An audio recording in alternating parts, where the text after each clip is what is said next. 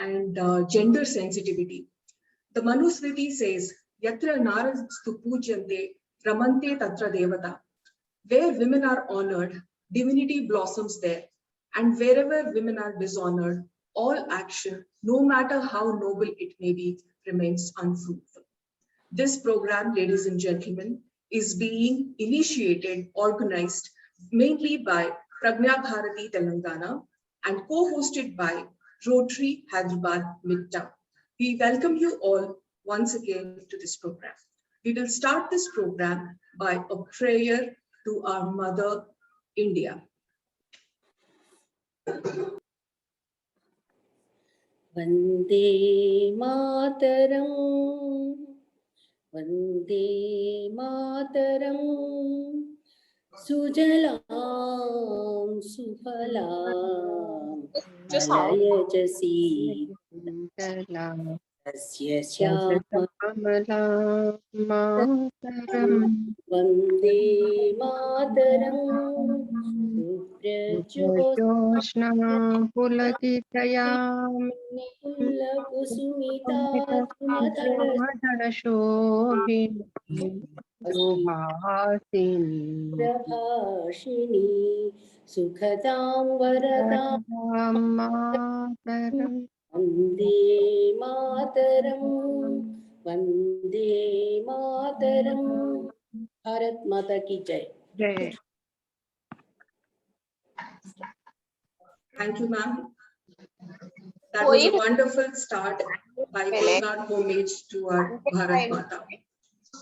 Before we start the program, I would like to acknowledge the presence of some dignitaries and members who've been crucially supporting us all the time.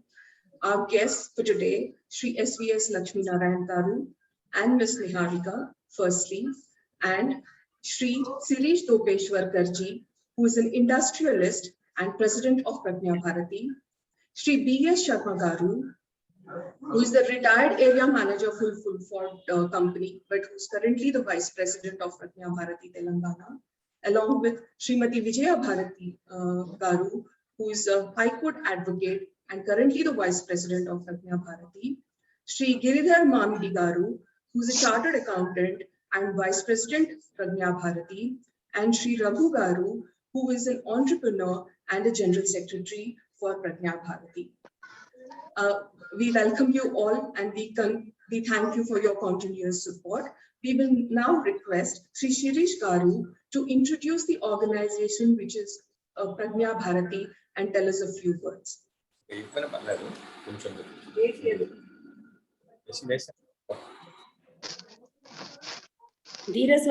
Unmute. Good evening to everybody. I am Shirish Dopeshwarkar on behalf of Pragnya Bharati. Are you able to hear me now? Yes, sir. Okay. Today, I have the opportunity to welcome all of you, the eminent speakers on this subject, and the participants and our team Pragnya to this webinar on judgment and its impact on our culture, society, and gender sensitivity. I would like to welcome the main speakers, Advocate Srimati D. Niharika Reddy ji and Sri SVS Lakshmi Narayana ji. About Pragnya Bharati, it's a society active since 1990, registered as a society in 1995. It is basically a forum of thinkers, which aim to foster unity of thought through publications, public meetings, seminars, conferences, etc. And to foster this unity of thought and national issues, we hold the topics, a variety of topics, ranging from ancient heritage, history, culture, defense and security, electoral reforms, judicial reforms, educational reforms, and other matters which concern us, our society and our nation. So through public meetings, through seminars, through conferences, and through roundtables, as well as through discussion on the books which are put up by eminent writers. So we also organize programs for the book launch, and so that our readers and our society can understand the eminent thinkers and their writing on nationalist agenda. So apart from this, we also do the webinars, which have increased since the COVID period. And we also have a Pradnya Puraskar program to honor the eminent person from different walks of life. Last year, for example, even during the COVID period, we had about 90 programs in English on variety of topics. And we had participants like Mr. Rajiv Malhotra, Mr. Rahul Shastri, Sandhya Jain, and a host of eminent speakers. So it is our, you can say, our way to foster a national thought. And we have the teams both at the state level as well as the Hyderabad, Mancherial, Karimnagar, Warangal, with members and who are regularly seen on TV, like our eminent chairman, Dr. Tripuraneni Hanuman Chaudhary Garu, as well as our vice president, Giridhar Mamidi Garu, and also others like Gosala Srinivas, Vijay Bharati ji, and others. So this is the work we do, and it is a part of our own efforts to foster the national thought. And I once again welcome all the eminent speakers and participants to today's program. And we will have them now, and then we will have the question and answer session. Thank you very much. Thank you so much, sir, for sharing those few words. For people who do not know about this magnificent organization, I was given to understand that there were about 350 programs that were held during the pandemic, and we have connected remotest part of the country, and the reach was 35,000 to 40,000 participants. Thank you so much for your presence today, sir. It is now an honor for me to welcome our first speaker for today, Ms. Niharika Reddy. Welcome you, ma'am. Very good evening from all of us. Ma'am is the founder of Devi Reddy Law Associates and the director of Tarantual Educational Group Private Limited, an advocate at the High Court of AP and Telangana. She's a legal advisor and a consultant to many companies and is working extensively for educating people about their rights. Highly qualified, Ms. Niharika is a law graduate from Gujarat National Law University, Gandhinagar, holds diplomas in medical laws and also in intellectual properties. A charismatic speaker, a debater, Ms. Niharika has had her public appearance in many TV channels. She is the receiver of the prestigious Global Top 50 Emerging IPR Lawyer Award, Dubai 2019. It is a good fortune for us to have you today, and the speaker has chosen to speak on the topic, judgments and their impact on gender sensitivity. We welcome you, ma'am. Now on to you. Thank you. Thank you. Thanks a lot for introducing me. It's an honor and it's an opportunity to take part in the session. Especially, I would like to thank Pragnya Bharati Garu, Pragnya Bharati, Vijay Bharati Garu, and Nidhi Garu for just introducing me here. So, firstly, I would like to discuss what are the laws that we have in our country, which tries to protect women, and what kind of judgments that have been delivered both by the Supreme Court as well as various high courts in the state. How are they protecting the women's rights? And sometimes these judgments are in fact, you're going against the societal norms or sometimes even be insensitive to the women problems or issues, right? So firstly, I would like to talk about various laws that we have in our country. Now, the basic law that deals with women rights or the women problems or harassment against women, we have only one codified law. Used to be there only one codified law, that is Indian Penal Code.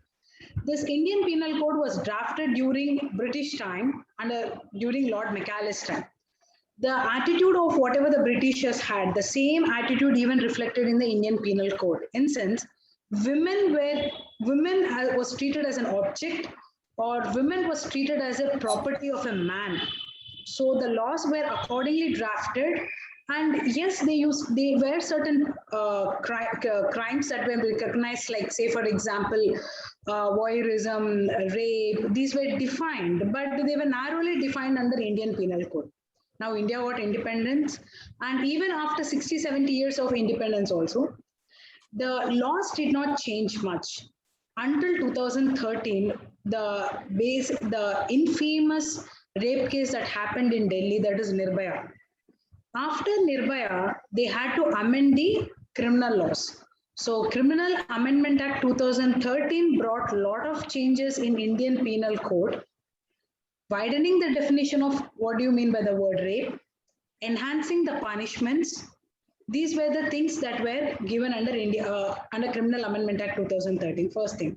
Second thing, there were a lot of cases, there were a lot of courts, fast-track courts that have been established in our country for the speedy disposal of these kinds of cases which are considered to be heinous, especially against women. So this was considered to be a welcome move in our country, because fast-track courts were established and a lot of, the definition of rape was widened, and even stalking a woman or harassing them was considered to be a heinous crime, and a lot of punishments were prescribed. But the problem in our country that we have is, right from the trial till the final judgment and the verdict and execution of the punishment, the women or the victim continues to suffer a lot. That's the problem in our country. Now, say for example, we talk about a rape case. Where will project more a woman or a victim rather than the accused? Shaming of a victim that is basically known to our society rather than shaming of an accused. First issue. Second, we have a lot of fast-track courts. We appreciate that thing. But the problem in our country is the appellate system. Fast-track courts may deliver the judgment maybe in 1 month or 45 days, the timeline as prescribed by the Act. But once the Sessions Court or a fast-track court gives the verdict, we have an appellate system where the accused has always a right to go on an appeal in High Court, once again in Supreme Court, and in Supreme Court also you can file a review petition, you can file a clemency petition before the President. So this takes years together. Nirbhaya case, when the case took place in the year 2013 December, fast-track court immediately within 2 to 3 months gave its verdict. But in order to complete the appeal systems in High Court, then come to Supreme Court, then the President clemency petition, finally to execute those offenders, it almost took 7 years, right? Which is considered to be a justice delayed. Now, the case took place in the year 2013. There were a large number of fast-track courts in our country.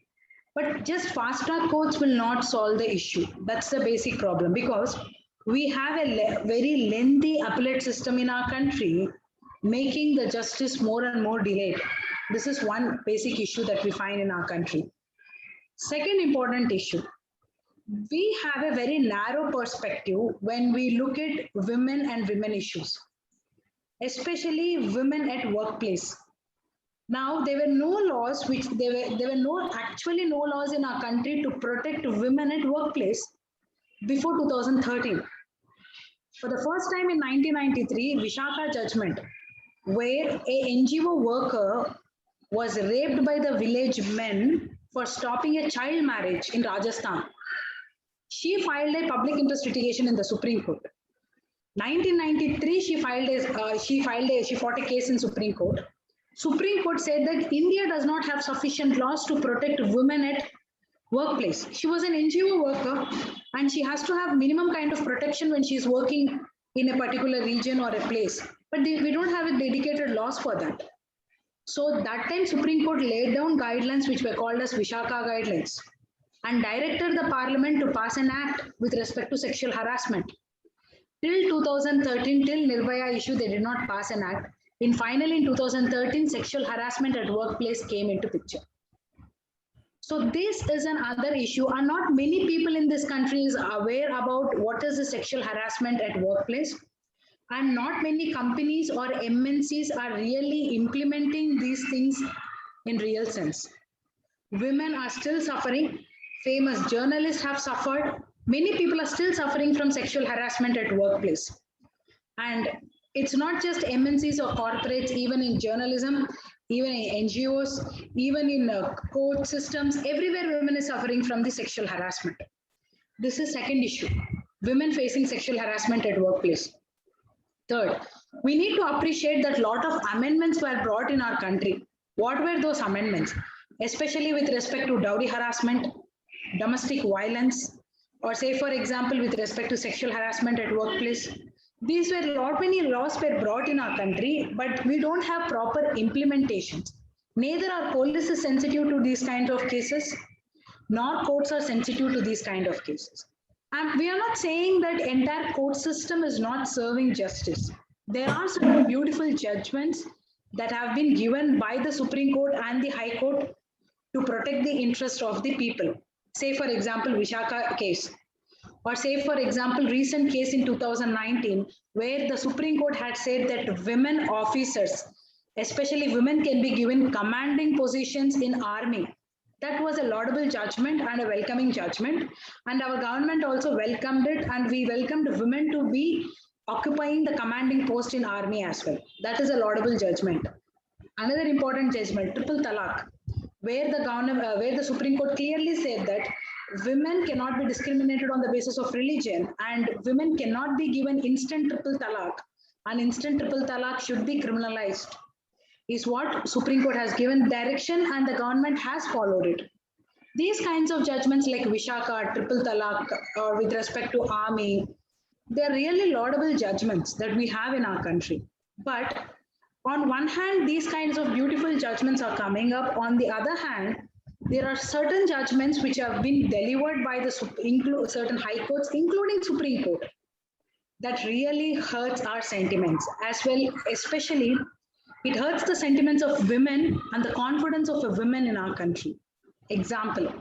First example I would like to quote here is with respect to the Nagpur Bench High Court judgment with respect to sexual harassment.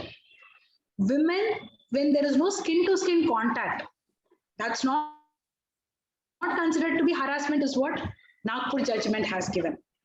I know that case goes on to Supreme Court and the Supreme Court might reverse it. But what kind of trauma that family will go by giving such kind of judgment? What kind of precedent are we setting in the society, saying that only when there is a skin-to-skin touch, that is considered to be sexual harassment?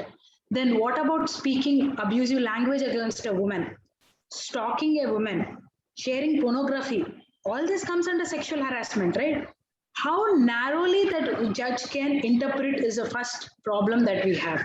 Second, the judgment that was delivered was a female, and how insensitive she can be while delivering such kind of judgments. Is she not aware that what kind of laws or what is the definition of harassment in IPC or CRPC? Of course she was, but still it's unfortunate that we had to hear such kind of judgments. Second important judgment with respect to Karnataka High Court. In Karnataka High Court, the High Court judges have given a judgment saying that how should a rape victim behave after getting raped? She should not be normal. She should be agitated. She should immediately start crying, go to police station, or do such kind of activity rather than sleeping. The victim here was a prostitute. She slept and later on she went to the police station and complained. Here the court clearly said that court was actually lecturing the rape victim as to how she has to behave when a person gets raped. What is the general way of women behavior when woman gets raped or sexually harassed? This was a judgment given by Karnataka High Court. Third, Madhya Pradesh High Court. It said where a person who actually harassed a minor girl, accused, asked that the accused to tie a rakhi to that minor girl. What does it mean? Are you degrading the word of Rakhi here? How can the court direct an accused of sexual harassment to tie a Rakhi to the victim? What are we trying to project by doing all these things? Will tying a Rakhi absolve the issue, or will he become a brother to that girl or to the victim? Or is a Rakhi being a joke in our country? Wherever any mistake happens, you bring out Rakhi and tie Rakhi and say that, yeah, I've tied Rakhi, so you have to, absolve me from all kinds of guilty things. No, this is another unfortunate judgment we have in our country. The fourth important thing was a statement made by our own Chief Justice of India, asking the rape victim whether she will be ready to marry the accused. Accused raped her, whether she is ready to marry the accused so that we can solve the issue. But very sorry to say, the same Supreme Court in the year 2013, 2015, especially in state of Madhya Pradesh was Mandan Lal, has clearly said rape is a non-bailable, non-compoundable offense. What do you mean by that? If a person rapes, if a man rapes a woman, first thing, it cannot be compounded. What do you mean? They cannot enter into a compromise. To one person raping another person and tomorrow going before the court, I raped her, so we'll compromise, I'll marry her. These are not compoundable offenses. What can be a compoundable offenses? Offenses which are purely personal in nature are compoundable. Rape is not a personal in nature. Raping a woman, harassing a woman is not just against that woman. It's a crime against the society. It's a crime against the soul. It's a crime, it's a heinous crime. And you can never enter into any kind of compromise saying that I have raped her today, tomorrow I'll marry her, or I'll pay compensation of 10 lakhs to her so that she can withdraw the case. Is it a kind of a joke of a criminal system and a woman's dignity in the country? Anyone can come up tomorrow and say that I have raped a minor girl, I will pay compensation to that poor girl. What the courts have to do? So Supreme Court has clearly laid down that rape is not a compoundable offense and you cannot compound it. You have to punish the accused. And still we are getting these kinds of judgments. Means how unfortunate is it? Basically, we are not sensitive to these kind of issues and we take these issues in a light manner. And there were various cases, and I clearly tell you, I have to here discuss about one infamous case. I don't want to call it as a famous case. It's a very infamous case, which is called as Mathura rape case. In Mathura rape case, a tribal girl in 1970s was raped in a custodial. It was a custodial rape by the police officials. And when she went to the trial court, Sessions Court said that she's used to sexual intercourses. And the court gave a judgment saying that two-finger judgment to test women's virginity. Whether a woman is a virgin or not, this is the test the court has laid on. And after the Supreme Court admonished and criticized it and said that this is not the way, whether it is a prostitute also, you don't have any right. The minute woman doesn't give a consent, you have no right to force her. Just because she's used to sexual activity, just because she has a boyfriend, just because she's a prostitute, doesn't give any right to man to touch the body of a woman. Women's body is considered to be it's a dignity. It's a dignity of a woman to protect her own body, and no one has a right to say anything against her wishes or consent. But the problem in our country is we are so insensitive to that, and we always project what victim is supposed to do. When Nirbhaya girl got raped, we were lecturing, many people in our country were lecturing what was she doing at that odd hour on the roads. Is that the way? We should blame the accused. We are not blaming the accused, we are centering only the victim. That's one biggest problem we have in our country. Second important problem, we try to, rape is a rape irrespective of religion, that everyone have to accept. But in our country, rape, if a rape is committed by any other religion against Hindus, we don't take it seriously. But if this kind of unfortunate acts are done by a Hindu person against any other religion woman, we highlight it. But the sad part is, woman is a woman irrespective of any religion she belongs to. Rape is a rape irrespective of any religion a person belongs to. We should condemn the act from the bottom of our heart. And we shouldn't tolerate these kind of acts that is happening in our country. So how should we overcome all these things? Gender sensitization. Right from the childhood, in every school, college, irrespective of your stream, you have to sensitize the students as to what are the rights of a woman, how important it is to protect the rights of a woman, first thing. Second thing, we are happy that we have very good fast track courts in our country where they dispose of the cases within 5 months, 2 months, 6 months, happy. But after that, appellate system also has to go at a fast track basis. Now we're very happy that recently there are various judgments where the fast track courts have delivered the judgments. Happy for it. But now in the name of appeal, it should not be struck in the High Court. It should not be struck in the Supreme Court for decades together, so that the victim and the victim's family will not get any kind of justice. So we have to have a fast track basis even in the appellate system. Third important problem we have in our country is burden of proof. What do you mean by that? If a woman gets raped, it is a burden on her or on the prosecution to prove that she got raped.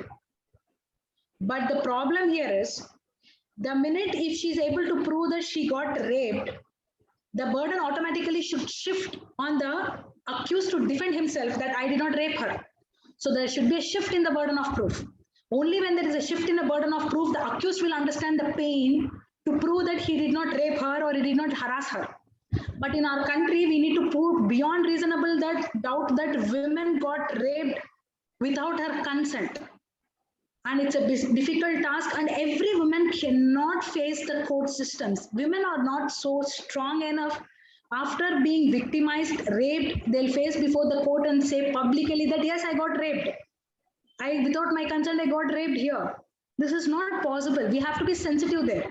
So the burden of proof has to shift onto the accused. How should a burden of proof shift onto the accused? We need to depend on scientific evidences. What do you mean by that? Earlier, this IPC was wrote during the British time. They don't know what is DNA analysis. They didn't know what is scientific analysis. What do you mean by scientific evidence? Countries like United States, United Kingdom have progressed a lot, and they don't give much weightage to the oral evidence given by the accused or the eyewitnesses. Eyewitnesses can be manipulated. Scientific evidence cannot be manipulated. DNA test cannot be manipulated. The minute you find any DNA test or anything is proved that accused has related or touched her, once the DNA evidence or scientific evidence proves that the accused was on the crime scene, the burden of proof automatically should shift on the accused. He should prove that I haven't committed anything, because eyewitnesses can change their stand. Accused can change their stand. They can defend themselves, but scientific evidence cannot change their stand. So it's very important that India should start giving more importance to forensic evidences, scientific evidences, rather than the oral evidences given by the witnesses. And the burden of proof, after proving the scientific evidence, the burden of proof automatically should shift on the accused. Only then women can be able to protect her dignity. And women who's harassed or who's victimized can come out boldly and report in a police station. And the last important change that has to come in our country is the police should be sensitive. This is another major problem. If a girl goes to the police station, or if a parent goes to a police station said that my girl is missing, shouldn't make fun of it. Your girl would have gone with your boyfriend, or she would have gone out somewhere. She'll come back again. You should take a missing complaint, harassment complaint very seriously. Any police officer who fails to register a FIR against this kind of heinous crimes should be punished. It's dereliction of their duty. That has to be seriously taken. So police should be sensitive, judges should be sensitive, the society should be sensitive against the women issues in our country. If these things happen, only these kinds of unfortunate judgments we will not hear. Otherwise, it will be a joke. Having such strong laws in the country also, we are not able to do anything, or we are not able to provide justice to women, and judges holding such high posts, constitutional posts in our country, making such kind of gender insensitive judgments or comments or statements is very unfortunate, right? So if these changes if this kind of changes happen or takes place, only then we can expect some change in our country. I hope, thank you. I hope this is what I would like to tell to my fellow brother and sisters. So I hope I think India will have this kind of changes in nearby future. Thank you once again.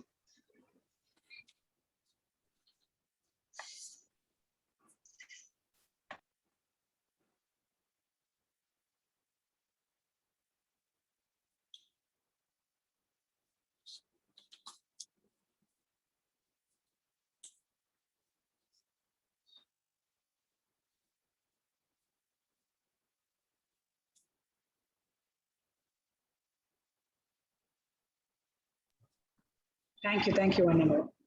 Once again, yes, ma'am. Sorry, my microphone was muted, of course. Ma'am, that was such an impactful talk, I must say. While you showed the judgment side of it, which are sometimes laudable, but also a lot of time condemned and not in favor of women. I think you've kind of made some bold statements that are going to shake women. And you also said not just the judiciary, what role can police and society can make in bringing that sensitivity, because we can do what we can. Thank you so much for your time and such prestigious, valuable inputs for giving us today. We'll see what kind of comments and questions we come, and we'll take them at the later part of this. Thank you, and continue to stay with us. Thank you. Thank you. Thank you. Yeah. We now move on to the next speaker session, where I have the honor of welcoming and giving a brief introduction about our next speaker, Shri SVS Lakshminarayan Garu. Namaste, sir. Very good evening, and thank you for taking time to join us today. Sir is the director of JD Foundation, Vice President, Hindu College Group. Sir is convener in Indian National Trust for Art and Cultural Heritage. So founder member of Forum for Human Rights, Executive Secretary, Sahiti Samakhya, Academic Director, Bharati Vidya Bhavan. Sorry, sir, we'll fall short of words in introducing you. Such a magnificent life and experience who's a part of us. Today, you'll be speaking to us. We request you to share your words on the topic judgments and impact on our culture and society. Thank you, sir. Thank you very much for the introduction. And also, I'm excited with the Niharika's speech on the lawn. Are you able to hear me? Yes, Hello? sir, we are able to. Yes, we are able to hear you clearly. Yes. Anybody? Vimpistani, sir. Yes. Yeah. First, I just wanted to start because my topic is that how it is going to impact on the society. First of all, in the year 2008, there is a beautiful judgment given by Supreme Court on a case against a great South Indian cinema actress who said living together, having a sex before marriage is acceptable. And she has given a great message to the youth of India that, friends, please don't think that your wife will be virgin. Don't expect such thing. She has also gone to an extent of giving an advice that girls, please, okay, you can have sex, but see that you should not get pregnant and be careful about STDs and all those things. This is a statement. She, as an actress, people consider, and there is a temple also constructed for Kuchbu in Tamil Nadu. And the temple was broken, and the sensible society has raised an issue, and they have gone to the court. The Supreme Court, with the great judges like R.K. Balakrishna, Deepak Verma, and Chauhan, gave a statement.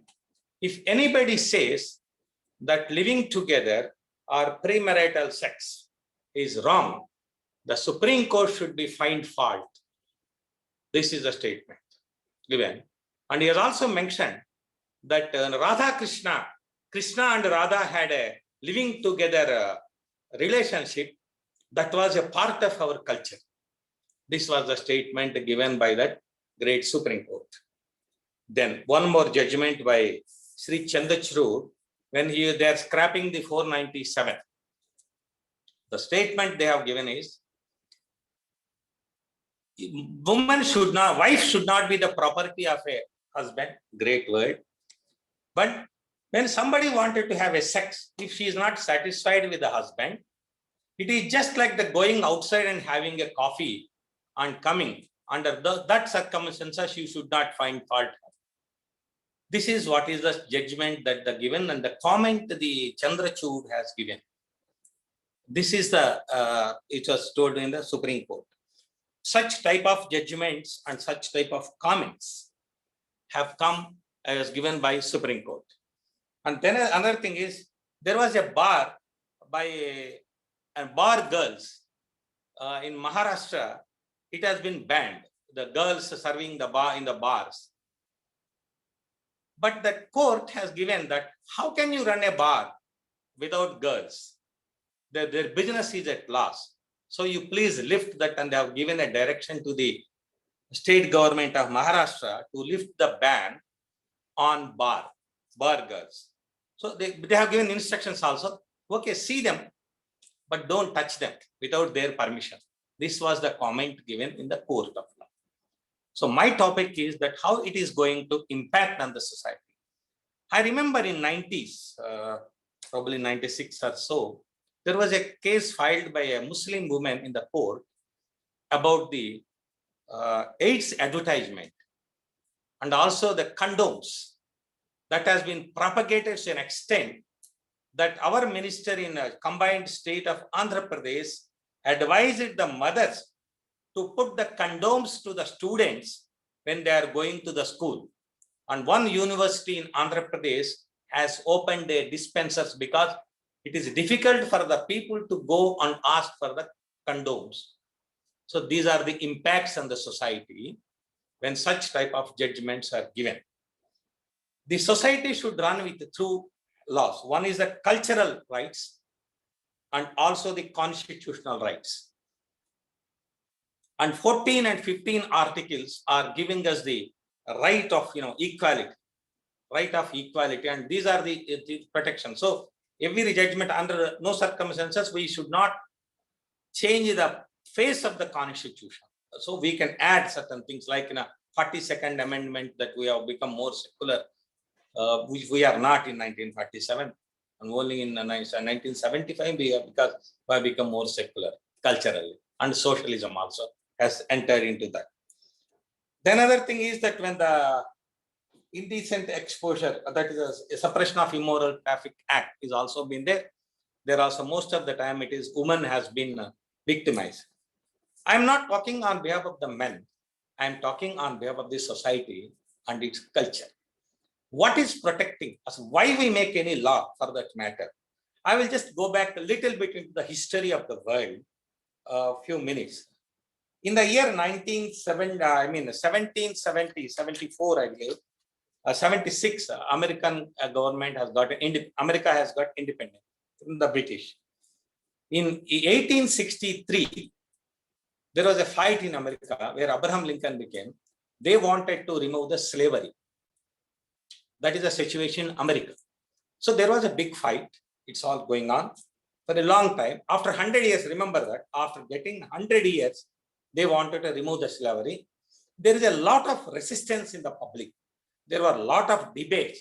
Fighting is going on. Ultimately he was killed also. At that time, the interesting debate was, what is this nonsense? You are removing the slavery. Today you are talking of the human rights and slavery. Tomorrow you say that there should be women equality also in this country. One, there may be a worst day that may come into the country of America that women will be given voting also. This is nonsense that is happening. This was the discussion that has taken place in 1862, something of that sort. At that time, the legislatures and even including Abraham Lincoln, they all said, no. We don't do such type of a crime that considering women as equal, one, and giving a voting right to the woman. This was the situation in the so-called advanced countries where we are importing the thought process from that.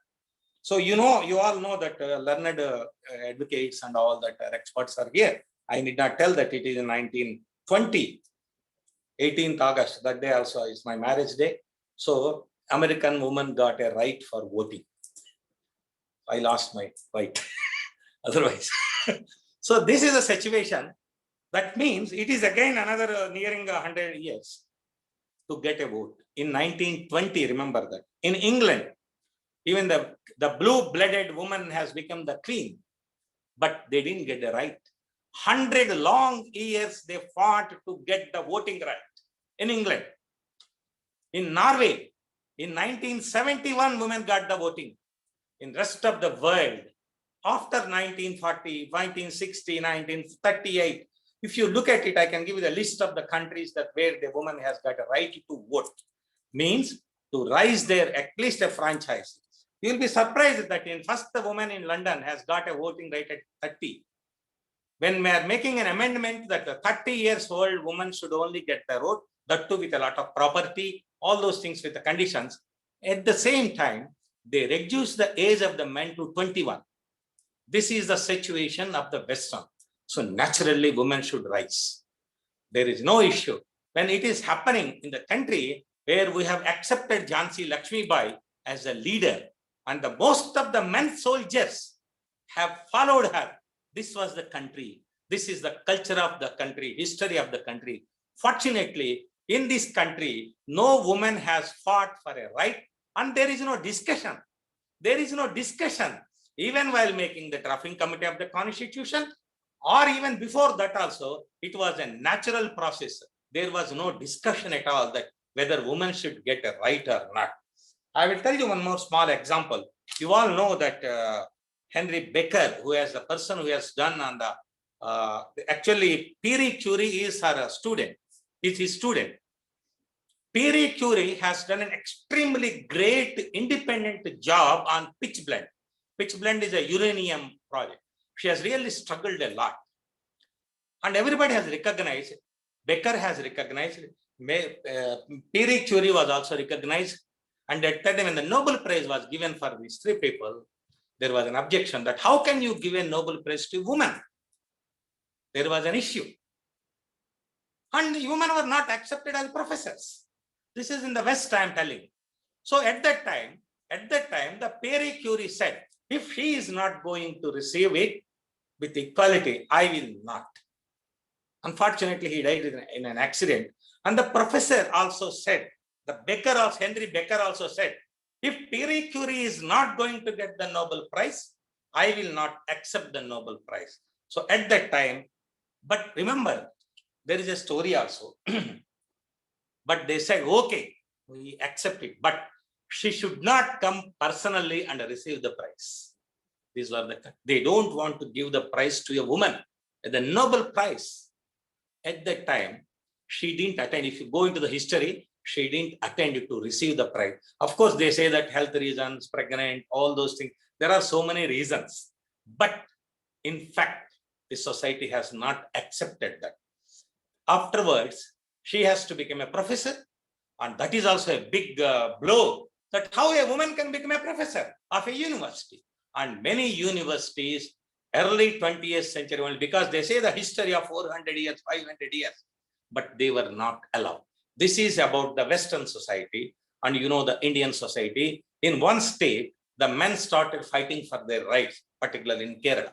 So the situation, the cultural difference is that from the West and the Oriental country like India. Unfortunately, what has happened is when the women started fighting their rights, they have to fight for the salaries, equality of the salary, and then the experts have come, the social workers have come for their rights. They have also gone to India and starting working towards the lifting of the women emotion and the rights of the woman. Then they said that they compared it, but it was totally a different story in India. But they say that when the West is fighting so much, how can India be like this? This is the problem for them. How can Indian woman be so free, so respected, so equal in every aspect and all those? No, it is not correct. Then they started searching for the holes. Then they said that Vedas were not, woman is not supposed to read Vedas. So that means Veda is the culture and the literature of the country for which the woman is prohibited. So there is a problem in India. Also, let us start doing it for the fight for the education of the woman in this country. So that started on educating and everything, whatever is being respected in the culture, the total framework of the culture has been destroyed. India is protected with 3 M's. One is mathematics, memory, and marriage system. This is a strong system that nobody can stop, nobody can break. That is the strength of this country even today, in spite of our poverty, looting of thousands of years back. But we are able to become within no time one. And the happiness index, of course, with the Western society standards, it may be different. But as far as India is concerned, the happiness index is much better. It is a protected society.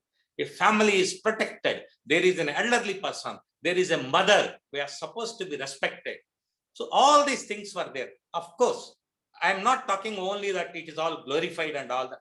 There were mistakes. Even in Mahabharata time, when Draupadi is to be disrobed, why nobody could raise the issue is because she is considered as a slave. Slave has no right. Slave, anybody, that's why Duryodhana called her to sit on his lap, because she is considered as a slave. Such rules were there, but immediately it has been abolished. Mistakes were corrected. And so many things that has been attributed is to a limited group, like Sati is for a limited group of people doing it. It is not a universal. If you see in Ramayana, they have not done the Sati. Except in few places, few countries, in few castes that has been abolished, there is no resistance in the country. There is no resistance in the country from the male society. But the problem today is, why there should be a law at all? Why there should be a protector? Why there should be a judgment? Why the system has formed? Let us go into that. The system has gone, otherwise it becomes a arachakam. Arachakam means if the king is not there with an authority to control the society, how you have to behave, how you have to do, then the problem will come. In that, certain restrictions were there. I don't like to wear helmet because it gives me a neck pain and it gives me ugly look. It is a weight, it is a sweat, a hair loss, all these things. But I have to abide by the rule. I have to abide by the rule because it is being restricted. So in the sense, it is being suggested that there is a good dress, properly dress is being respected for the woman. When the woman wanted to go, it is my right to go without the way I wanted to go. Vijay Bharati Akka knows very well that what has happened when the DGP has commented on that. Please wear proper dress. This is a suggestion which has not, because he cannot make a law. He is only a law protector. But his office was ragged. He has been criticized. Almost everywhere he has seen as a villain. Here's a small suggestion that has made. I will tell you, in 1994, I was in Kerala. First time when I have gone, I started reading the newspaper. There was always a serious discussion, articles on every day and one thing on Shankaracharya. And people criticizing Shankaracharya to such an extent. Shankaracharya means this be the not Adi Shankaracharya, the Pitadipati of Sringeri Pitam. Because when he came to Kerala, he just observed it. This culture of the Kerala is totally has different.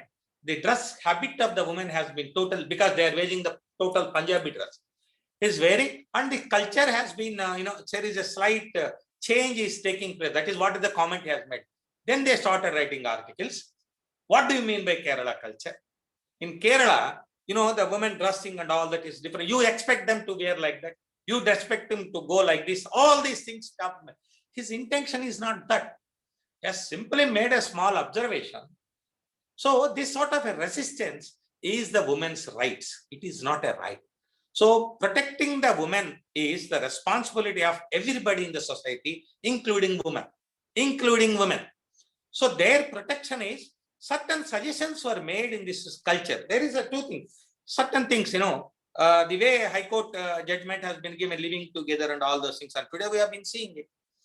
There are five definitions giving a married woman, knowingly an unmarried girl can have together. All these things have come. Is it what you really expect in the society? Do we really expect this in the society? Okay, I may speak to impress the people on the stages that it's wonderful, it's a great thing that we have got a right and all those things. Is this what we really expect in the society? You think after 20 years or 30 years or 50 years, you don't know that whose son is who. There will be some children, there will be some women, there will be some men. That's all. Because here it is not the woman, it is not the men. It is a culture. It is a society. Every woman is to be respected by the men. Otherwise, you see, what is wrong in marrying a sisters in a sister, a cousin sister? What definition you will give? Is it scientifically wrong? What is science? I don't understand. Culture is different. In some cultures, brother's daughter is being married, and in our culture, it is sister's daughter. So this is all been restricted. Why? Because of the intellectuals in the society to balance the society, to protect the society, certain restrictions. We cannot say that it's a restriction, certain suggestions I can say, which gives us happiness, which gives us a protection. So you can leave your daughter in some uncle's house and leave. But if you started looking at it, okay, some certain unfortunate things are happening. No fellow with a sensibility will support these sort of things. When somebody is doing a nonsense against a girl is a girl for the entire society.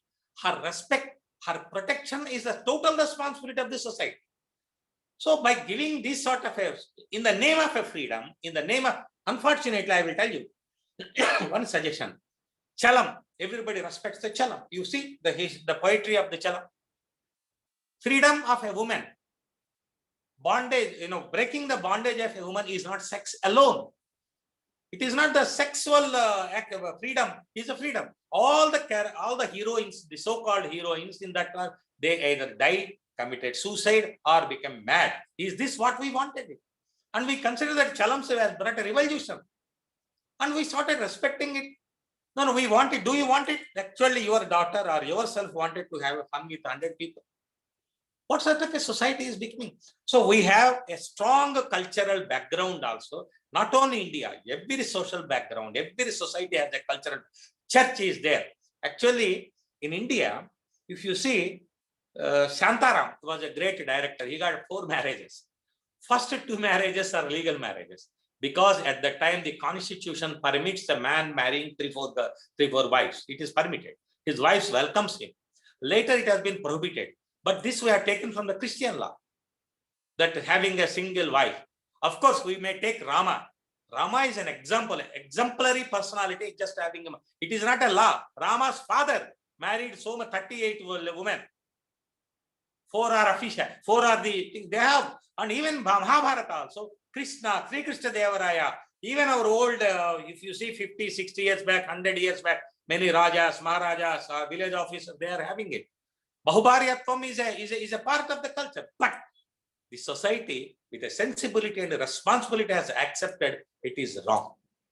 So not big a revolution that has taken place in the country. Not much of a revolution, not much of a propagation. Even the law has not been objected. Of course, some have taken equality. Okay, they left the Hinduism and taken Islam and then married and came back again doing the Islam. That's all the in 130 crores, 10, 20, 30 or even 100 is not a big thing to be discussed. Of course, because one thing has happened here, we have been discussing it. We respect the judges. When you are making a judgment, are you looking at the long-term impacts on the society or not? That is the most important aspect. This sort of a living togetherness, accepting. Of course, I don't know why the society has not reacted in a way it has to be reacted. We are allowing the colleges, some of the things. I don't know why, because we'll tell you one example. We have actually, ramp walks, catwalk on a ramp. Mostly only women will do it. Actually, cat means spiteful woman. It's a dictionary meaning. Spiteful woman. Knowing fully well, we said that stop this. We objected in many colleges. But there was a resistance from the women group, the so-called liberal groups, that why you are stopping it? Why you are exposing it is our question. When somebody is saying that as for the harassment of the woman, it is becoming wrong. And when you wanted to do it and the objection or protecting this is wrong. And you are using the word moral policy. Somebody says that what is this girl? You are booked under a moral policing act and it is a new terms have been coined. Morality is a must for the society, no doubt about it. It is a must for everybody. Decency is a must. Otherwise, suppression of immoral traffic is all, indecent exposure is there. It is a law. Whether it is a law or not, it is for us to follow the certain norms of the society for the betterment of the society. And when the judges are giving the judgments, all the time, he is telling that Radha and Krishna, you have not read the Purana. He is mentioning that Mahabharata, in Mahabharata, Radha and Krishna's Rasatila is not at all there.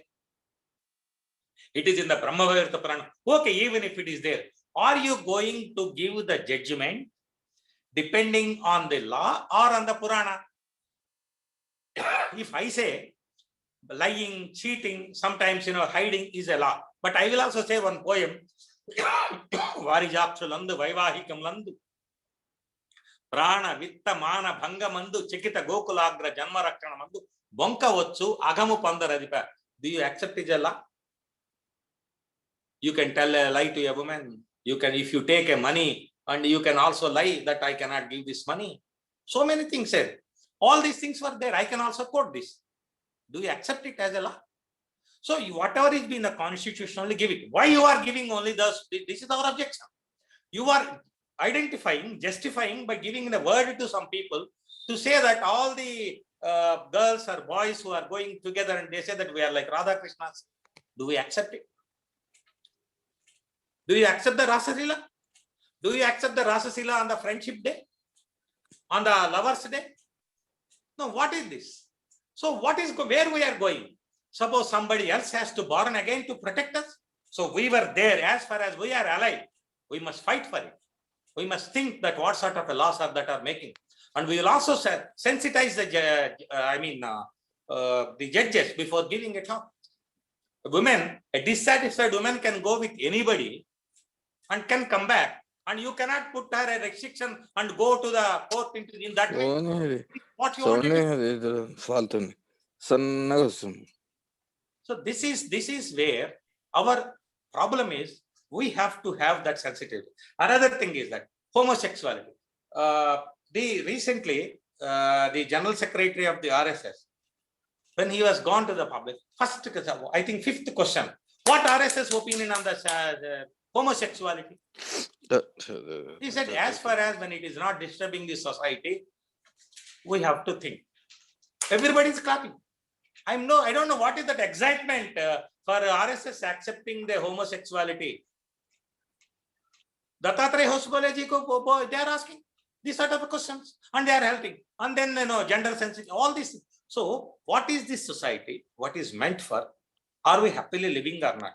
Of course, exploitation of a woman, insulting a woman, rape of a woman, all these things should be punishable. There is no doubt about it. It has to be, even this culture also will not tolerate, for insulting one lady. Remember that the history speaks, the Mahabharata says, for insulting one lady, 18 Akshohinis have died. The blood has flown.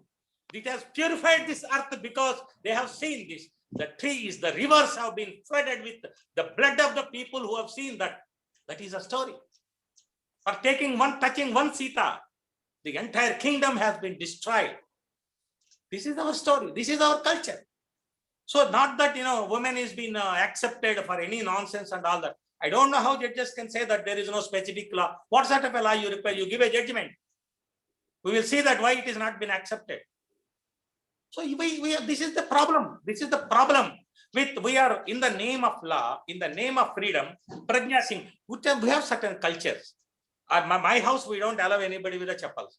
Some temples, they allow the temples, mean churches in Goa. You can go with the shoes. They don't put objection. They say that is their culture. You respect it there. This is my culture. You should respect it there. That's all. Very simple. Prithvi Singh, by not entering into the Sabarimala temple, today the government of Kerala secretly taken those 2 girls, and today they are telling that apologies in publicly. There is one tradition going on. It is not insulting the woman. It is by not allowing a woman. It is not an insult. By not allowing the Dalit into the temple, it is an insult. It's a discrimination. But here it is a different. There are so many other temples. Some places have some specificity. Why you wanted to destroy that? Is it the freedom? Is it equality? No, what we respect is the woman is not equal. They are above. They are above. If this society respects, woman is above man. Above man. So for all, because that's why when a woman is standing, you should come out. when a pregnant woman is standing at some place, you should give the protection. The entire village has to protect her. The entire society has to respect her. Any woman is coming, she is standing and you are sitting, it is a common sense or it's a cultural sense. You should stand and give that. This is the respect. This is the respect. All our Devi Devatas are women. They may criticize it as you are a fundamental Hindu because all the women are less, but women have been treated. Okay, that has to be there. Sometimes women also has written, they have taken a voice. They have taken a voice. They have fought it. And the men also fought for the right of a woman. So this is, but one thing is, it is not an extent of feminism. In some of the literatures in the feminism, it is not against a gender. It is not against a gender. Whatever result is there, that it is not that you should hate a man. You should hate a man because the very sick, sometimes, husband calls wife as a asevose, danmil, are ore. Reversely, we should say are ore and all those things. Okay, it may not be there are so many other places I should not tell because a lot of women are there where you can say are with a husband. There are places also, it has not been prohibited, but there is some place. It's not prohibited, but it is a place. It's a place. So ultimate thing, what we from this gender is that we all should think for the society.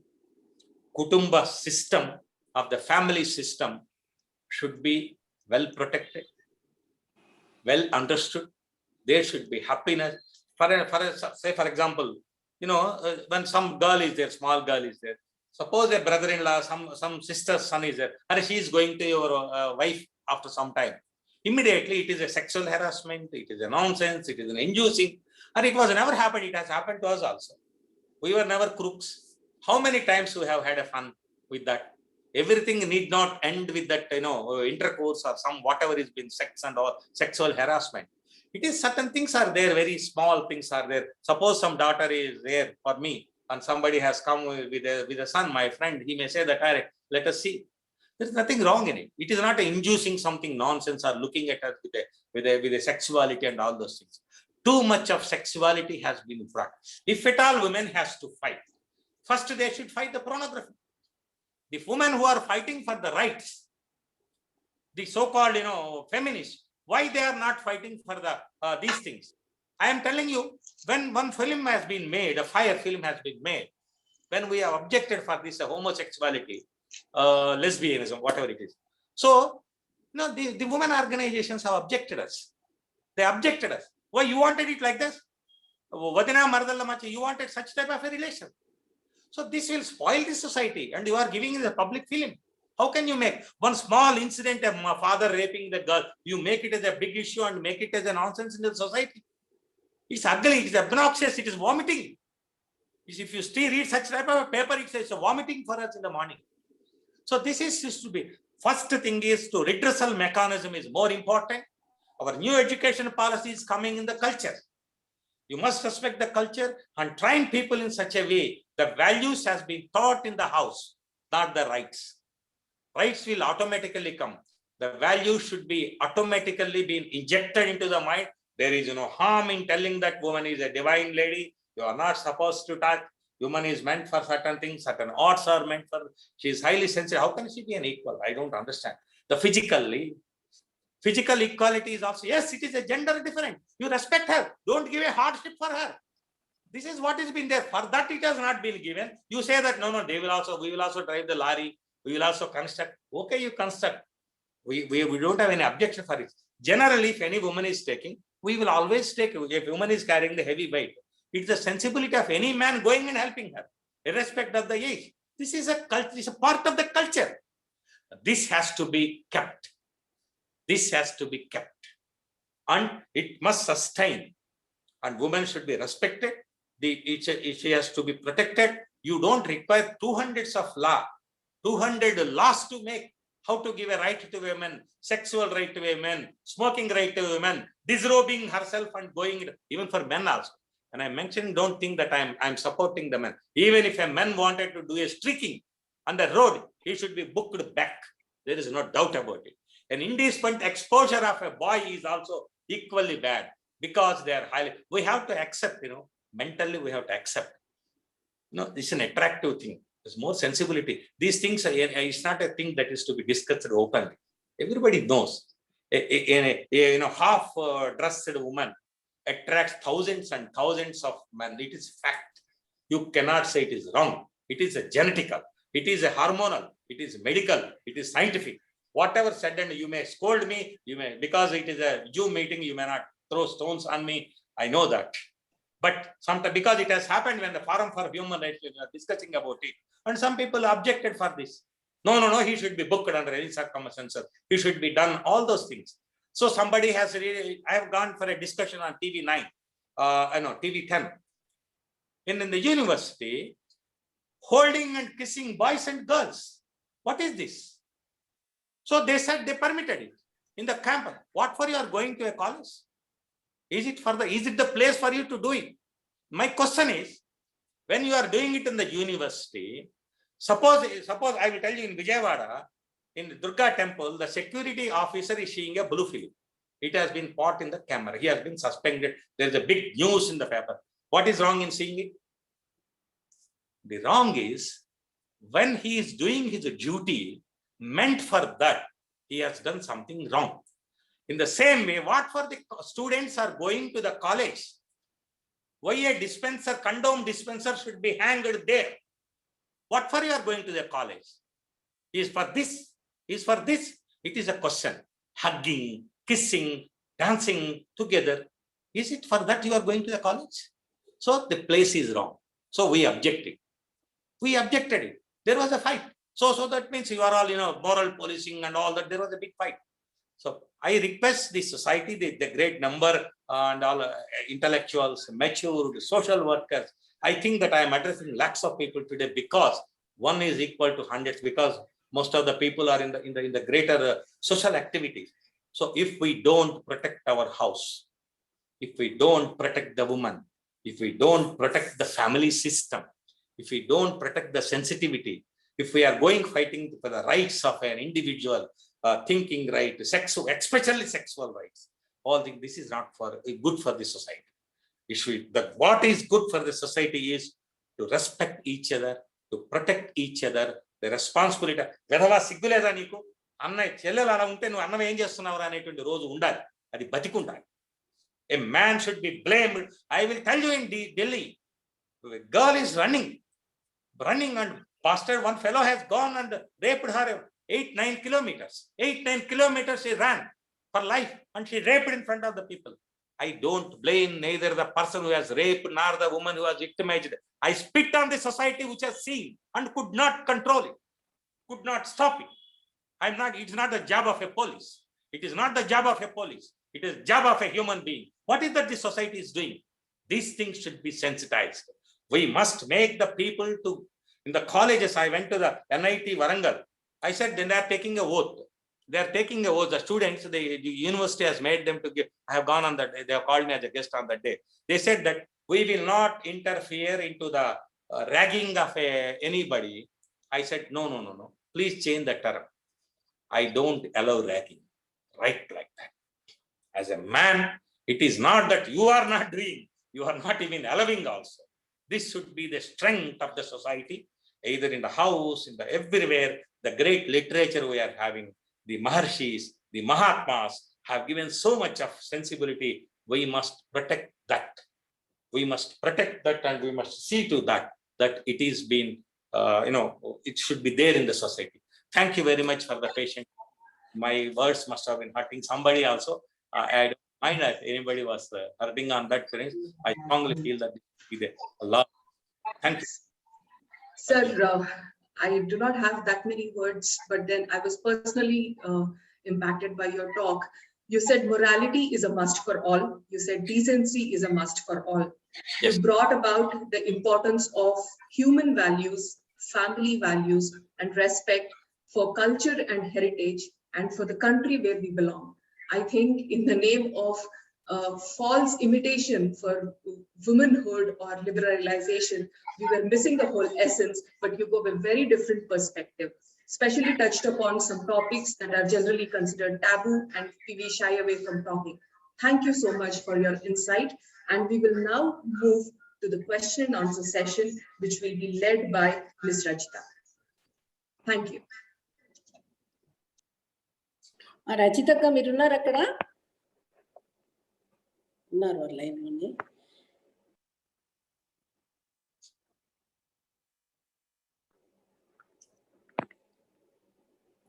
Hello. Now we will open it up for question and answers. If we have received some questions from the audience already, and if Ms. Rajita is there, you can moderate the question and answer session. Or can I request Ms. Shravani to ask the question? Ms. Shravani, you can unmute yourself.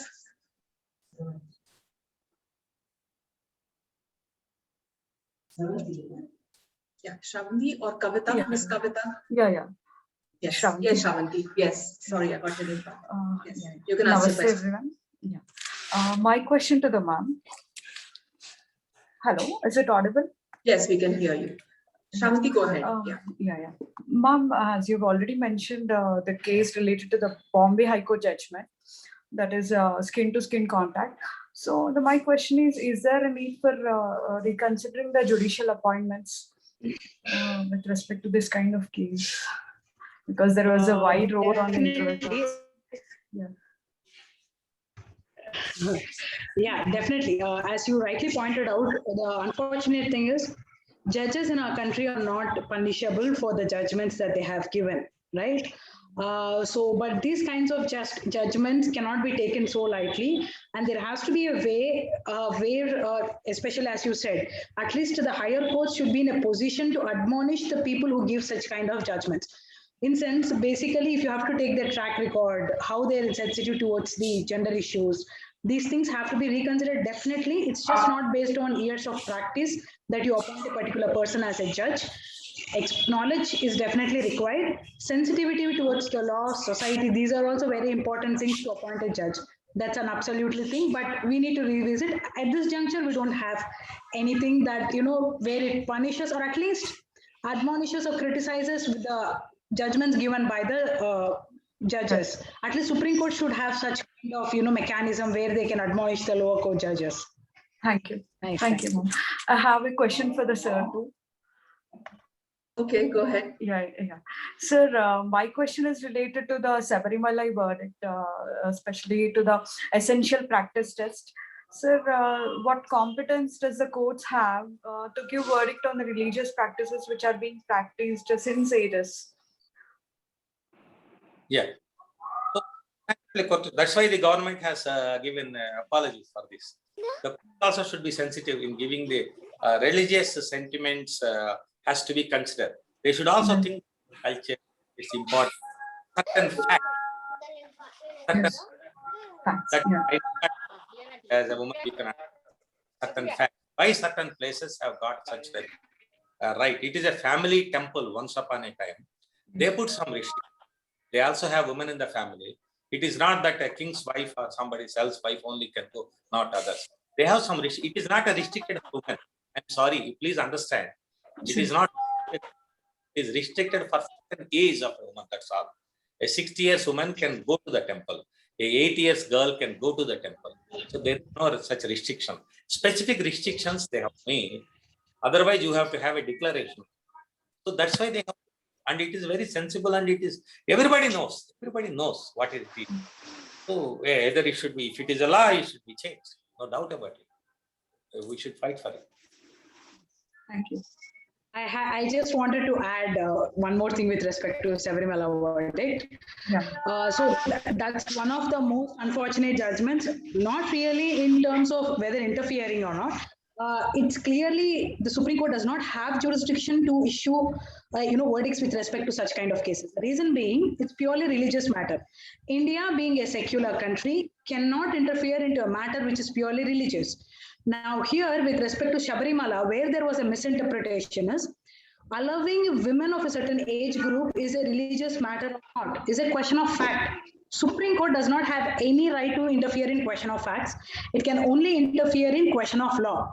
But the unfortunate thing is, Hindu temples in majority of our country are under control of the state. So on behalf of Sabarimala, who we will be fighting in the Supreme Court? State, that's the state of Kerala, Communist Party. So they did not, that's the reason why we lost the case there. Otherwise, we have a very and the court should not interfere in a purely religious affairs. Who should enter into the temple, when we should do pujas, what kind of food, prasadam we have to give, sanctum sanctorum. It's purely the issue of the religion, not the.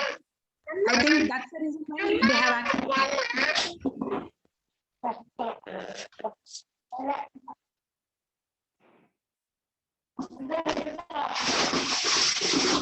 Can I request all the participants to go on mute, please? Everybody who's not speaking, please go on mute. Can I request the host to go mute everybody except for the speaker?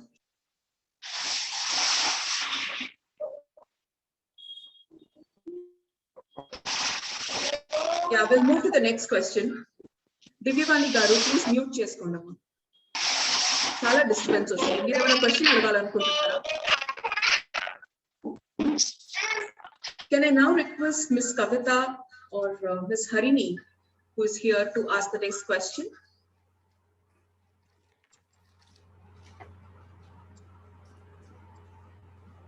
Ms. Kavita?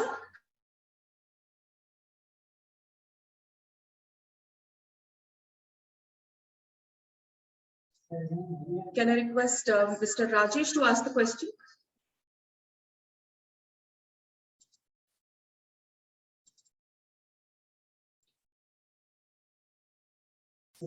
Are you able to hear us?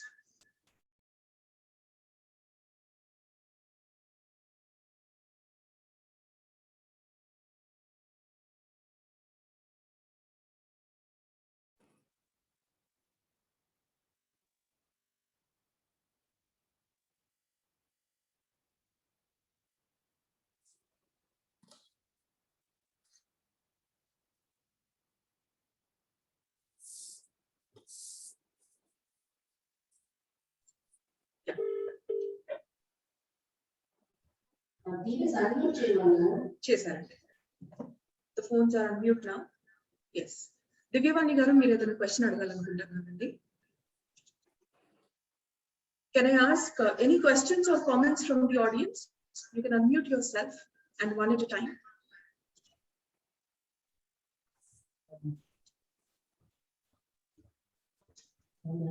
Seems like everybody has been awed by your. Madam, yes, Sampath has hand. Is it for to ask a Okay. question? Okay, sorry, I could not see that. Yeah, you please see Yes. that. Yeah, raising her hand. You can unmute Ma'am, her. yes, okay. Ma'am, could you ask the question? Yes, there is one Rajkumar Singh. Yes, okay, one second.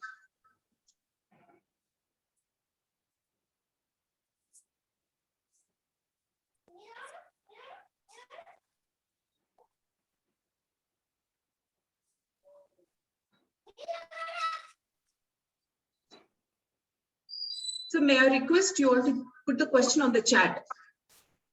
Good evening. Good evening. This is Girija Sampath. Yes, ma'am. We can hear you. Yeah. Singham Lakshmi sir and Yeah, ma'am. Niharika, it was such a wonderful message you have given to the, which is the need of the hour. Like there is no questions at all. The reason is the younger generation, there is a lot of gap to understand the culture in your own house. Like exactly like you said, the culture has to be developed from the house, right from your house, right from the childhood. Otherwise, see, for example, in US, when our own children go to US, they are practicing much better religious Thank you. norms than what we do here. When they see that there, they go and change. Why the changes happen to go to US? Why they are not going to do here? And also the judgmental thing, like why the legal system should come forward only when there is a case. Otherwise, also there is a lot of cultural lessons which has been brought into the system of education right from the childhood in our syllabus itself. Which is, see, for example, now when you go to, I don't know whether it is forcibly done or not, in many areas in Hyderabad, there is a lot of Muslim educational institutions which are springing up, which are coming up, and they are forcing the even the Hindus to study their own Muslim culture, which we cannot fight, we cannot talk. Maybe at least in some places we should come forward and be very bold enough to teach our children our culture. That is very, very important. Otherwise it is going to be we are going to lose our culture in a very short span. This is because I am trying my level best everywhere.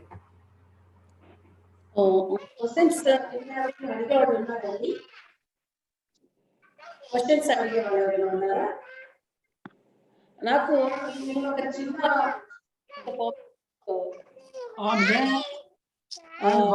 చిన్న మాట అండి. నిన్న మనకు ఒక judgement వచ్చింది. యూపీలో జరిగినటువంటి సంఘటన మీద అమ్మాయిని రేప్ చేస్తే దాని మీద 5 నెలల్లో జడ్జిమెంట్ వచ్చింది. భారతదేశంలో మనకున్న పెద్ద బాధ ఏంటంటే ఎవరికైనా ఒక అవమానం జరిగినా, ఒక అమ్మాయి రేప్ చేయబడినా, మర్డర్ చేయబడినా ఆ అమ్మాయి గురించి మనం ఏంటంటే కంటిన్యూస్ గా ధర్నాలు చేయాలి, కంటిన్యూస్ గా గొంతెత్తి అరవాలి, కంటిన్యూస్ గా మన క్యాంపెయిన్ చేయాలి, సిగ్నేచర్స్ క్యాంపెయిన్ తీసుకోవాలి, లెటర్స్ పెట్టాలి, పోలీసు వాళ్ళని కలవాలి. ఈ దీంట్లోనే అయిపోతుంది. కానీ కొన్ని జడ్జిమెంట్స్ ఇమీడియట్ గా వస్తున్నాయి. ఆ విధమైనటువంటి సిచ్యువేషన్ రావాలి అంటే ప్రతి సంఘటనకి ఇంత ప్రాసెస్ నడవాలంటే మన వల్ల కాదు. ఇంత ప్రాసెస్ చేసిన తర్వాత ఒక చట్టం వస్తుంది. పోనీ దిశ చట్టం వచ్చింది, నిర్భయ చట్టం వచ్చింది, కానీ కేసెస్ ఏం తగ్గలేదు. 4 years పాప మీద నిన్న కాక మొన్న రేప్ జరిగితే ఆ పాప ఫ్యామిలీని భయపెట్టేశారు పోలీసులు. వెళ్ళి ఎందుకు మీరు అనవసరంగా ఈ విషయాన్ని పట్టుకొని ముందుకు వెళ్తారు, వెళ్ళబాకండి, మీరు ఆగిపోండి అని చెప్పేసి మీరు అనవసరం డబ్బులు 25,000 ఇచ్చేస్తాము, 25,000కి మీరు ఊరుకోండి అనేసి మనకి డిపార్ట్మెంట్ వాళ్ళు ఇట్లా చెప్తూ ఉన్నప్పుడు ఎలా భారతదేశంలో బ్రతకడం కష్టం కదా. కాబట్టి జడ్జెస్ ఒకవైపు నుంచి చాలా మంచి జడ్జిమెంట్స్ చాలా త్వరగా ఓడిస్తున్నారు. ఆ సిచ్యువేషన్ రావాలి అని అంటే మనలాంటి కార్యక్రమాలు మనం ఎక్కువ పెట్టాలి, అవేర్నెస్ తీసుకురావాలి, ప్రతి ఒక్కళ్ళు గొంతు ఇప్పగలగాలి, ప్రతి ఒక్కళ్ళు కూడా ఒక సమస్య వచ్చినప్పుడు ముందుకు వెళ్ళగలగాలి. ఇంకెవరికైనా క్వశ్చన్స్ ఉంటే చెప్పండి, లేకపోతే మనం ఏమంటే కన్క్లూడ్ చేసేద్దాము. కన్క్లూడ్ చేసే ముందు ఓట్ ఆఫ్ థ్యాంక్స్ చెప్పే ముందు ఒక చిన్న సూచన చెప్తాను. విజయవాడ గారు, నాకు ఒక అపేక్ష ఉంది. మీరు ఈ programme you have to do it very oftenly for the youngsters, because I'll tell you one small reason, madam. ఇప్పుడు రీసెంట్ గా we conducted a youth program. వాళ్ళ 5 అమ్మాయిలు మనకు అడుగుతుంది. It was conducted with the police official. They told exactly like you should wear decent clothes. దానికి వాళ్ళు ఏం అడుగుతున్నారంటే, మనం ఎందుకు డీసెంట్ క్లోత్స్, మన ఏమి whatever we like we will wear. Why you have to teach men how to look at us, why you are teaching, why you are telling us, you understand? This is how they are questioning the younger generation. It is not that we are telling not to wear short dress or anything, but where, when they have to use, when they have to wear, that is very important. So I think this program we should conduct more in the youth generations, where they should understand how we are protecting us. తప్పకుండా మీ అందరి encouragement తో తప్పకుండా చేద్దాము. అయితే ప్రజ్ఞా భారతి నుంచి మేమేంటి యాక్చువల్గా ప్రతి నెల కూడాను ఆఖరి వారం అంటే లాస్ట్ వీక్లో మండే టు ఫ్రైడే లోపల ఇదే విధంగా కార్యక్రమాలు, అంటే ఈ కరోనా యొక్క ఎఫెక్ట్ పోయేంత వరకు ప్రత్యక్ష సమావేశాలు పెట్టడానికి వీలు కావట్లేదు. కాబట్టి పోయిన తర్వాత ప్రత్యక్ష సమావేశాలు తీసుకుంటాం. ఈ లోపల మాత్రం every month last week Monday to Friday లోపల ఒక రోజున మాత్రం ఇలాగే లీగల్ ఇష్యూస్ సంబంధించిన కార్యక్రమాలు తీసుకున్నాం అని చెప్పేసి ప్రజ్ఞాభారతి నుంచి మేము నిర్ణయం చేసుకున్నాము. కాబట్టి మీరంతా కూడా ఆ కార్యక్రమాల్లో తప్పకుండా ఎంకరేజ్ ఇవ్వాలి. వాళ్ళ చాలా సంతోషంగా ఉంది, అందరూ చాలా ముందుకు వచ్చారు. రోటరీ క్లబ్ వాళ్ళు కూడా కలిశారు మాతోటి. సో ఒకవైపున లైనస్ వాళ్ళంతా చాలా మంది కనిపిస్తున్నారు, ఆర్గనైజేషన్స్. చాలా సంతోషం. ప్రమోద గారు మీరు లైన్ లో ఉన్నారు కదమ్మా, ప్రమోద గారిని అన్మ్యూట్ చేయమ్మా. There is some question. అచ్చా, ఒక క్వశ్చన్ ఉందంట, చెప్పండి. May I have a question? Yes, sir. Please go. This is Ram Mohan Namile here. My precise and pointed question is whether the Indian Constitution is based on Bharatiya Sanatana Dharma, culture and tradition. If not, should it be or not? This is my pointed question. Any member may kindly. Can I answer? Anybody? That is the biggest problem today. The moment talk of Indian culture, especially in the law, they bring a misunderstood Manuskruti and they start exploiting it. We know what it is in the book alone. We all know what is good, what is bad. But the thing is, we don't know say so. People are coming forward, like organizations are coming forward. The responsibility to teach, and nothing but teaching can only help, particularly in the houses, no doubt about it. It is an automatic. Constitution will get changed. Laws will change. Otherwise, how 497 has gone? So this is how 498 is also slowly it is coming down because it is more of a misuse and usage. So all this will come. This will come because when moment you say that culture, all these things, some other family system we have to talk. The moment you say that law should be made, again they will bring hundreds of things and the negativity because it is most of the groups are non-communist. If one communist there would have been an unnecessary argument for hours together. This is what is happening. Thank you. I have a question. Yes, sir. Thank you, sir. Can you hear me? Yes, we can hear you. So this is question for Niharika. Yes, sir. Please tell me. I would like to know what is the advancements in evidence collection for the situations like physical abuse or rape or any other, because the evidence is the key, right? Before you go to the court, and evidence will definitely degrade very quickly. So when somebody is being under violation, what is the science? What are the science advancements?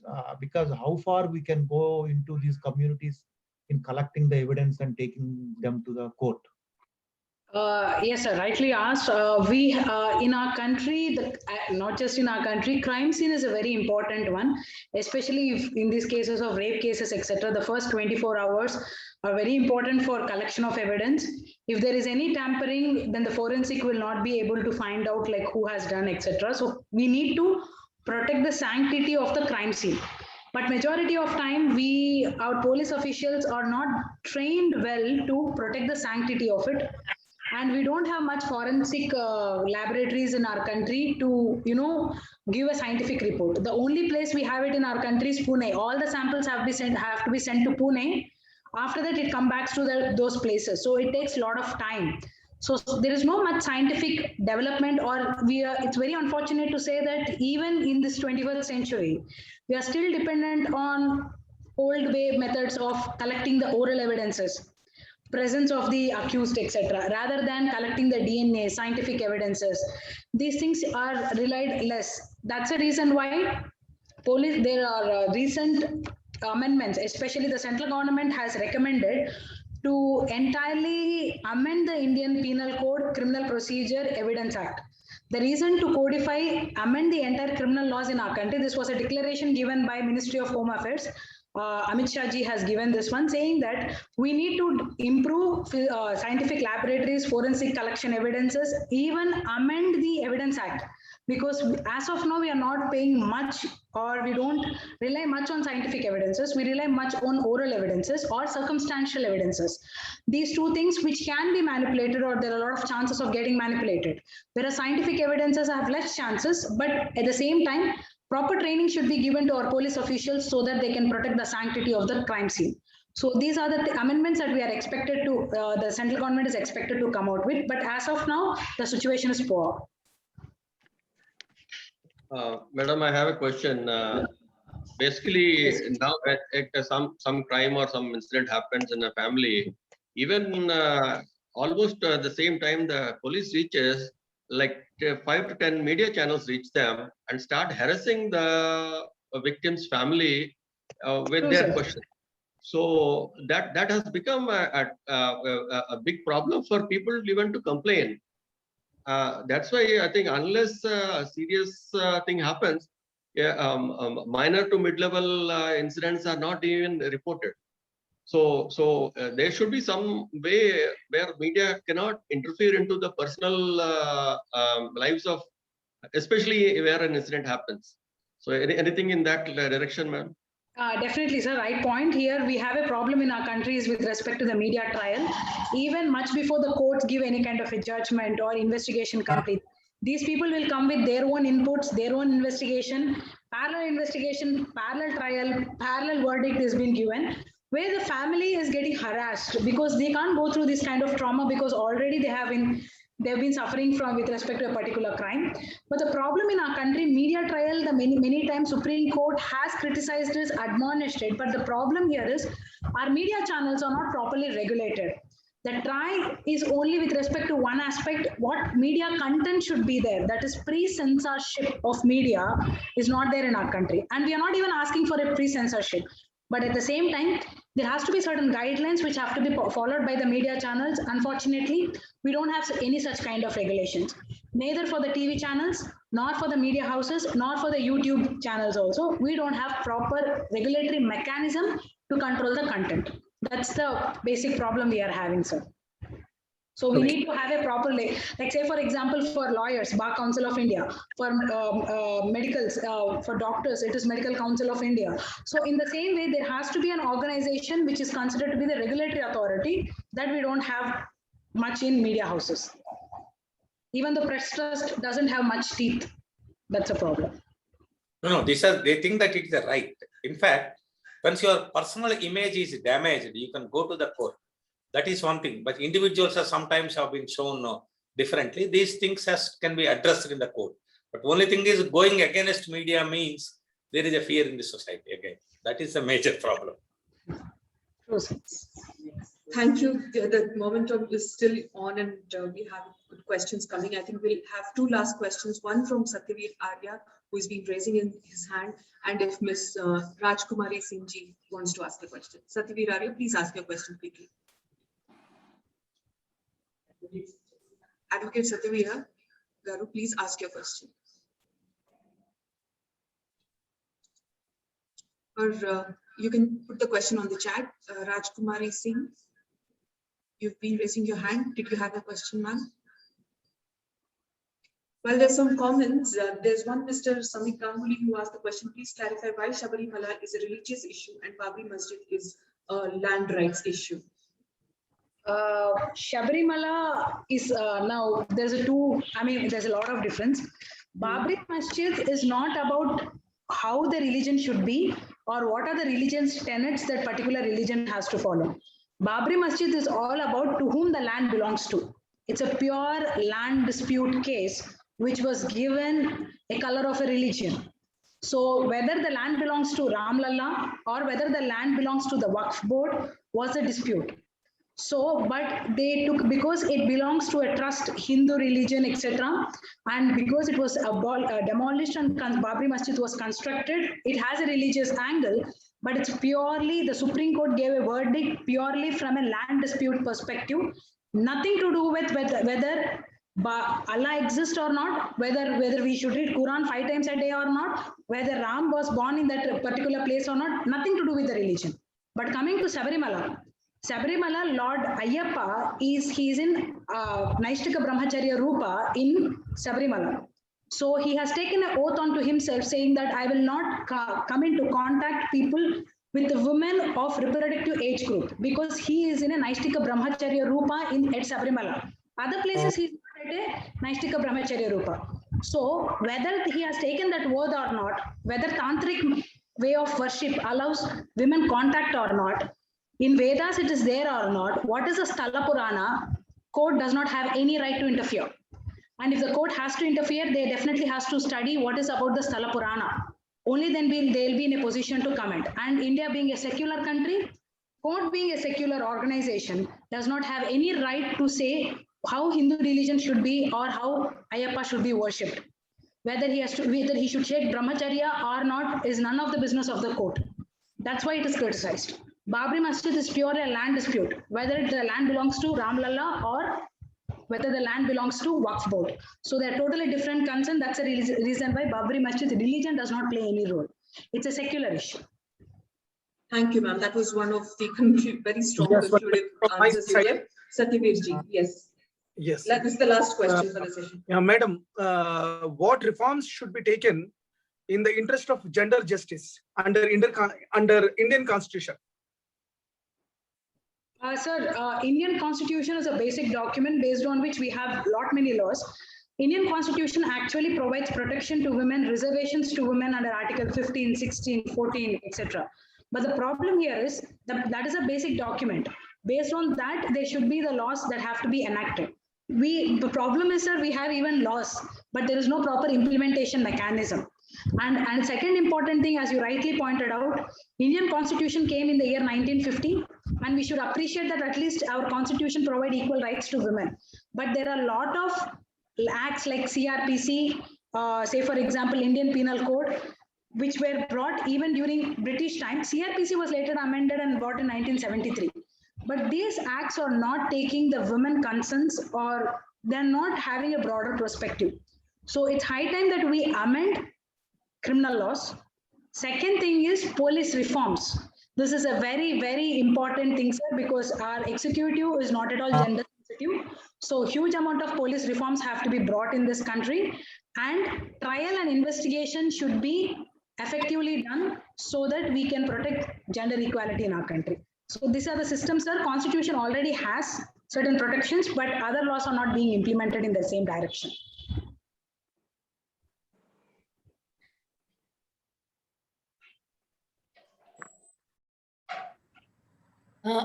నమస్కారం అండి.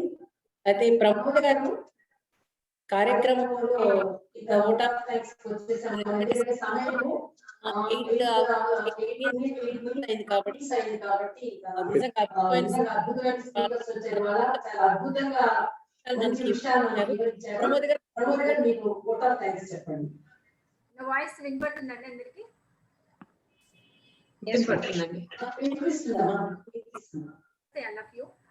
Special thanks to Niharika Reddy garu for giving various examples how the judgments impact on gender sensitivity. She gave golden advices which empower women and which can protect their dignity. Definitely, we all are wishing a change in judiciary system and a defense system which leads to gender equality.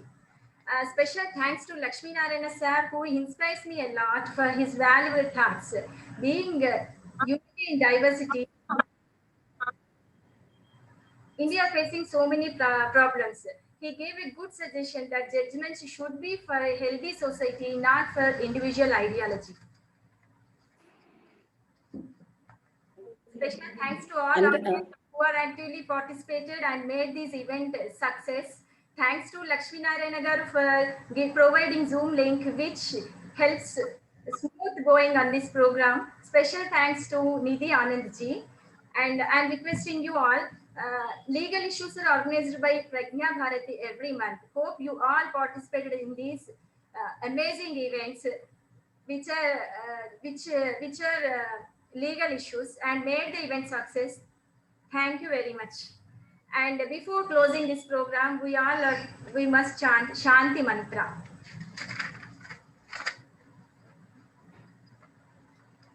Sarve bhavantu sukhinah, सर्वे मया, सर्वे भद्राणि पश्यन्तु, मा कश्चित् दुःखभाग् भवेत्. ओम शांति शांति शांति. కార్యక్రమం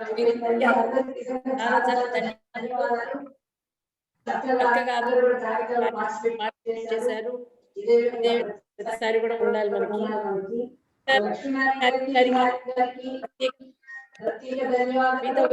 మీతో వచ్చిన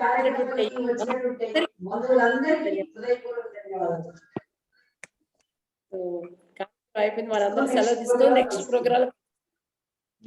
Thank you very much for giving this opportunity. Yes. Thank you very much, sir. Thank you, ma'am. Thank you, speakers. Thank you, participants, for making this a successful program. If any of your questions have not been answered, you can message us and we'll get back. Thank you. Have a good evening, everyone. Namaste, namaste, namaste.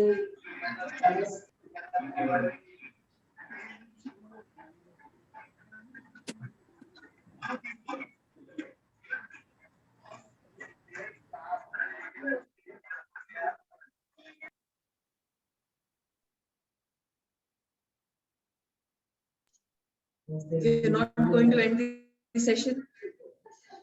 We'll wait for any more. We are the host. ఎవరైనా ఏదైనా express చేయాలనుకుంటే చేయొచ్చు. Your participation, question, comments has been success of this program. Thank you everyone for being with us this evening.